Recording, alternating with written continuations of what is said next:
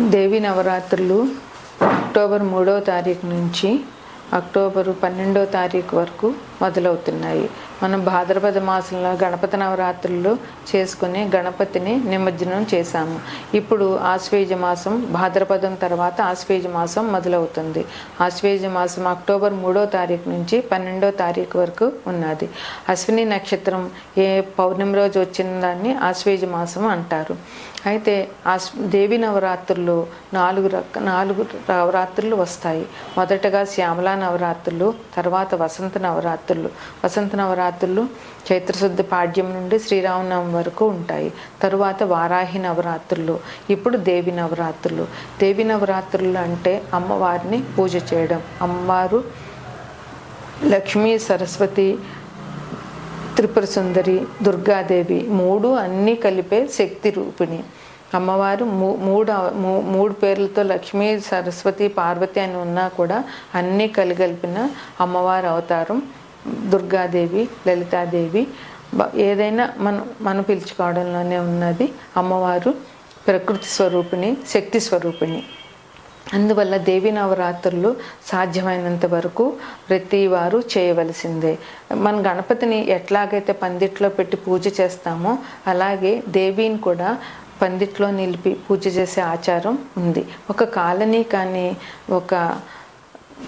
ఒక ఊరు కానీ అభివృద్ధిలోకి రావాలి అని అంటే అమ్మవారిని మండపంలో నిలబెట్టి పూజ చేయడం వల్ల ఆ కాలనీ కానీ ఆ ఊరు కానీ అభివృద్ధి చెందుతుందని చెప్పవచ్చు. ఎవరింట్లో వాళ్ళు పూజ చేసుకుంటే వారి కుటుంబం వృద్ధిలోకి వస్తుంది. ఇలాగా కాలనీల్లో పూజ చేస్తే ఆ కాలనీ, ఆ ఊరు అభివృద్ధిలోకి వస్తాయి. అంటే ఇది సమాజ శ్రేయస్సు కోరుకునే వారందరూ కూడా ఇలాగా అమ్మవారిని ప్రతిష్ఠ చేసుకుని అమ్మవారి పూజ చేయడం అన్నది చాలా మంచి పద్ధతి. ఆశ్వేజ మాసంలో అక్టోబర్ 3వ తారీఖు శుద్ధ పాడ్యమి అంటే అమ్మవారి మొదటి అవతారం దుర్గాదేవి అవతారం. దుర్గాదేవిని ఎవరు అంటే కుంభరాశి వారు పూజించాలి. కుంభరాశికి అధిపతి రాహువు. రాహుగ్రహానికి దుర్గాదేవి పూజ చాలా శ్రేష్టమైనది. రాహువు మనని మాయలో పడవేస్తాడు. రాహువు ఉన్నది లేనట్టుగా, లేనిది ఉన్నట్టుగా భ్రమింపచేస్తాడు. మనని భ్రమల్లో ముంచేస్తాడు. అందువల్ల రాహుమాయ నుంచి మనం బయటపడాలి అని అంటే అమ్మవారి పూజ తప్పకుండా చేయవలసిందే. మనకి సుఖ సంతోషాలు ఉండాలన్నా, స్త్రీలు సౌభాగ్యం చెందాలన్నా, విద్యార్థుల అభివృద్ధిలోకి రావాలన్నా ఈ నవరాత్రులు చేయడం చాలా శ్రేష్టం. అయితే కుంభరాశి వారికి కుంభరాశికి శని అధిపతే, రాహువు కూడా అధిపతే. అయితే శని భగవానుడికి 2 ఇళ్ళు ఉన్నాయి, మకరం, కుంభం. అందువల్ల మనం రాహువుని కుంభరాశికి అధిపతిగా భావించి కుంభరాశి వారు దుర్గాదేవి పూజని చేయడం చాలా శ్రేష్టం. దుర్గాదేవికి ఎరుపు రంగు వస్త్రాన్ని అంటే చీరని సమర్పించి ఆ రోజు పులగం పరమాన్నం వండి నైవేద్యం పెట్టాలి. పుట్టినరోజు ఏ పూజకైనా పుట్టినరోజు మొదటి రోజున పులగం పరమాన్నం చేయడం అనేది మన శాస్త్రంగా ఉన్నది. అందువల్ల అమ్మవారిని ఆ రోజు పులగం పరమాన్నంతో నైవేద్యం పెట్టి అమ్మవారిని పూజించాలి. చేతనైనంత వరకు ముత్తైదువులకు తాంబూలాలు ఇవ్వాలి.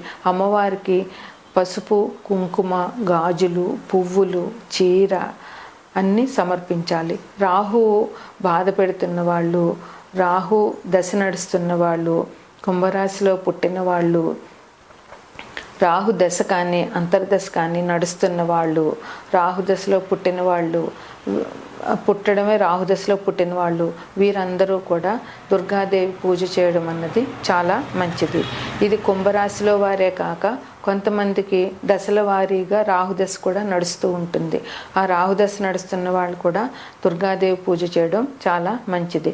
అమ్మవారికి నిమ్మకాయలు దండగా గుర్చి వేయడము, మంగళవారం నాడు రాహుకాల సమయంలో దుర్గాదేవి ఆలయంలో నిమ్మకాయల డెప్పల్లో దీపారాధన చేయడము ఈ రాశి వారికి చాలా మంచిది.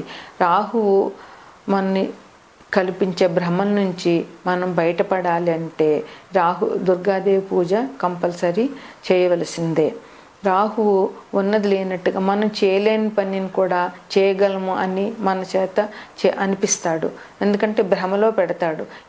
ఈ రాశిలో వారు భ్రమలో పడకుండా వారి సాధ్యాసాధ్యాలను గుర్తించి ఎంతవరకు మనం చేయగలం, ఇందులో దిగినాక చేయగలమా చేయలేమా అన్నది వాళ్ళ శక్తిని ఆలోచించుకుని చేయాలి. రాహుమాయలోకి పడకుండా ఉండాలి. అందువల్ల వీరు దుర్గాదేవిని పూజించి ఆమెకి పులగం పరవాణం నైవేద్యం పెట్టి అది అక్కడున్న భక్తులకు పంచి దుర్గాదేవి ఆశీస్సులు పొంది కుంభరాశి వారు అనుగ్రహం పొందుతారని ఆశించవచ్చు.